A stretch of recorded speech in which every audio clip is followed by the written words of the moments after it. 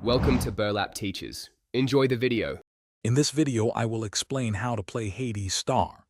This unique space strategy game focuses on long-term planning and strategic decisions, rather than quick combat. You will manage your own star system, expanding your empire and resources over time.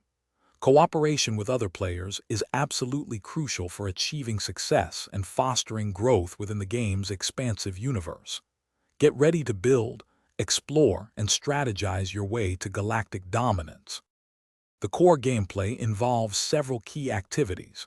You will build and upgrade various modules on your planets, significantly increasing their production capabilities. Researching new technologies is vital to unlock advanced ships and powerful abilities for your fleet. Exploring your star system allows you to discover new planets and valuable resources. Furthermore, engaging in trade with other players is an excellent way to acquire any goods you might need for expansion and development. Hades Star features two primary mission types, red stars and white stars. Red stars are cooperative missions where you team up against artificial intelligence, typically lasting 5 or 10 minutes.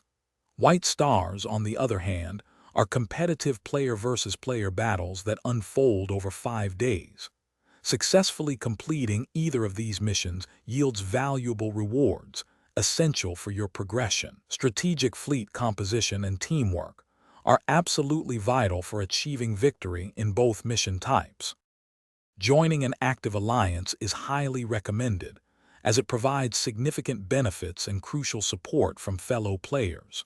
Contributing to your alliance's goals will earn you powerful artifacts and valuable bonuses, accelerating your progress.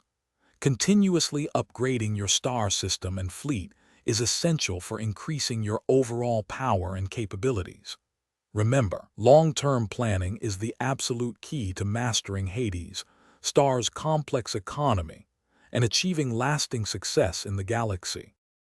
Thanks for watching. Consider subscribing if this video helped you.